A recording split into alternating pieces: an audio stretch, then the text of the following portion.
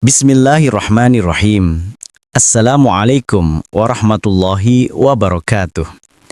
Apa kabar semua? Semoga selalu diberi kesehatan oleh Allah Subhanahu wa Ta'ala. Halo sahabat belajar, selamat datang di Ayo Belajar Channel, tempat seru untuk menambah wawasan dan pengetahuan setiap hari.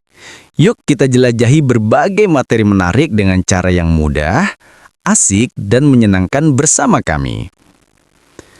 Kali ini, kita akan ngobrol santai tentang peranan lembaga sosial dalam pemanfaatan sumber daya manusia. Yuk, kita cari tahu bersama bagaimana lembaga sosial bisa membantu mengembangkan potensi dan memberikan manfaat nyata bagi kehidupan masyarakat. Sebelum kita lanjut, jangan lupa untuk dukung video ini dengan cara subscribe, like, dan komen agar mudah mendapatkan video pembelajaran lainnya.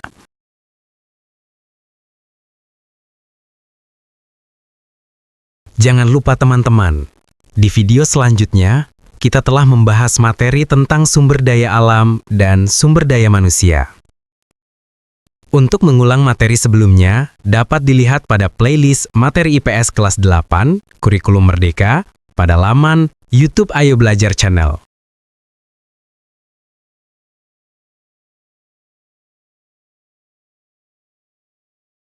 Di video kali ini, kita akan membahas tentang lembaga sosial.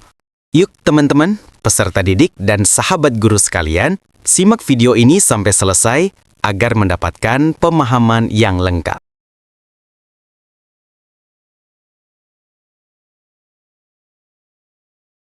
Lembaga sosial merupakan keseluruhan dari sistem norma yang terbentuk berdasarkan tujuan dan fungsi tertentu dalam masyarakat. Pengertian lain, bahwa lembaga sosial merupakan suatu gabungan norma-norma yang berhubungan dengan kebutuhan dalam masyarakat.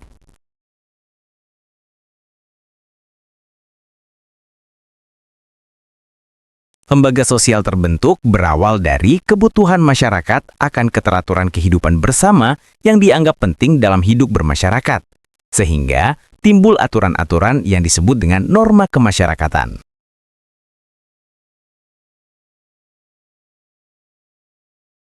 Lalu, apa yang dimaksud dengan norma? Norma merupakan aturan atau kaidah yang menjadi pedoman tingkah laku.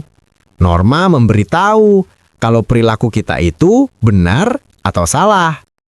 Di masyarakat, dikenal ada 4 tingkatan norma, yaitu 1. Cara, 2. Kebiasaan, 3. Tata kelakuan, 4. Adat istiadat atau customs. Untuk lebih jelasnya, mari kita bahas satu persatu. Disimak dengan baik ya. Pertama, cara, usage. Penyimpangan dalam norma cara ini tidak akan mendapatkan hukuman berat, akan tetapi hanya sekedar celaan. Contoh, cara berpakaian. Kedua, kebiasaan, folk ways. Perbuatan yang dilakukan secara berulang-ulang dalam bentuk yang sama. Contoh, kebiasaan memberi hormat kepada yang lebih tua usianya. Ketiga, tata kelakuan atau mores. Kebiasaan itu kemudian diterima sebagai patokan atau norma pengatur kelakuan bertindak. Maka di dalamnya sudah terdapat unsur pengawasan. Dan jika terjadi penyimpangan, pelakunya akan dikenakan sanksi. Keempat, adat istiadat atau customs. Bagi anggota masyarakat yang melanggar adat istiadat, maka ia akan mendapat sanksi sesuai adat masing-masing. Jadi, dapat kita simpulkan, fungsi utama dari lembaga sosial sebagai sistem pengawasan masyarakat terhadap tingkah laku anggota masyarakatnya. Lembaga sosial dibagi menjadi 1. Lembaga keluarga, 2. Lembaga agama, 3. Lembaga ekonomi, 4. Lembaga pendidikan, 5. Lembaga politik. Lalu, Apa saja peranan lembaga sosial dalam pemanfaatan sumber daya alam? Kita telah mengetahui bahwa lembaga sosial telah dibagi menjadi 5 macam. Setiap lembaga tersebut punya peranan masing-masing dalam pemanfaatan sumber daya alam. Untuk lebih jelasnya, akan kita bahas satu persatu.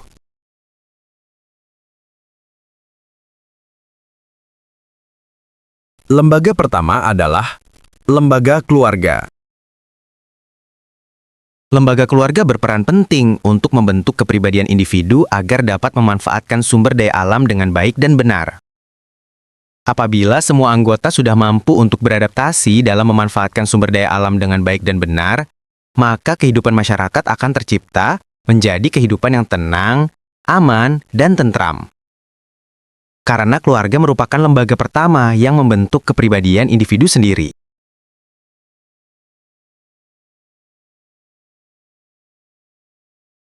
Lembaga yang kedua yaitu lembaga agama.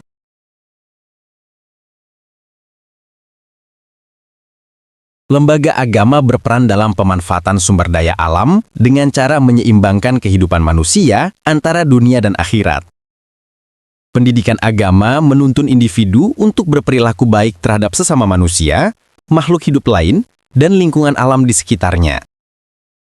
Semua agama mengajarkan kebaikan, dan ketika manusia mempunyai agama, maka manusia akan menjaga dan melestarikan sumber daya alam dengan baik dan tidak akan merusak alam hanya untuk kepentingan dirinya.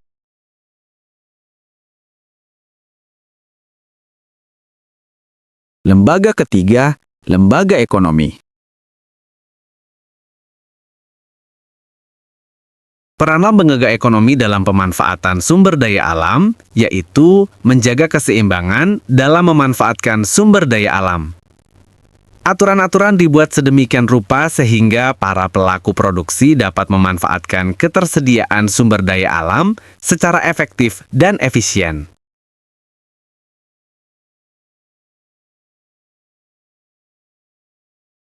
Selanjutnya, lembaga yang keempat, lembaga pendidikan.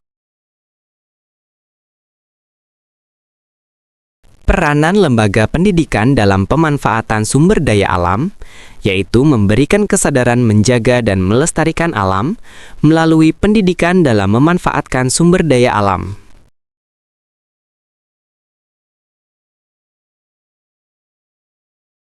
Terakhir, lembaga politik. Peranan lembaga politik dalam pemanfaatan sumber daya alam, yaitu adanya suatu undang-undang yang dapat mengatur dan melindungi sumber daya alam yang ada di Indonesia. Undang-undang tentang sumber daya alam bertujuan untuk melindungi sumber daya alam agar tidak dieksploitasi secara berlebihan dan dapat dimanfaatkan sebagaimana mestinya oleh masyarakat yang nantinya dapat dirasakan oleh generasi yang akan datang. Alhamdulillah, itulah pembahasan kita tentang peranan lembaga sosial dalam pemanfaatan sumber daya manusia. Semoga penjelasan ini bisa menambah wawasan dan memotivasi kita untuk lebih peduli terhadap peran penting lembaga sosial di sekitar kita. Terima kasih sudah menyimak sampai akhir. Jangan lupa untuk tetap semangat belajar dan terus berbuat kebaikan. Sampai jumpa di materi berikutnya, hanya di Ayo Belajar Channel. Sampai di sini dulu materi kita kali ini. Semoga bermanfaat untuk sahabat guru dan peserta didik. Mohon maaf apabila ada kesalahan dalam pengetikan atau pengucapan. Jangan lupa untuk dukung video ini dengan cara subscribe, like, dan komen agar mudah mendapatkan video pembelajaran lainnya. Wallahul muwaffiq ila aqwamit thoriq. Assalamualaikum warahmatullahi wabarakatuh.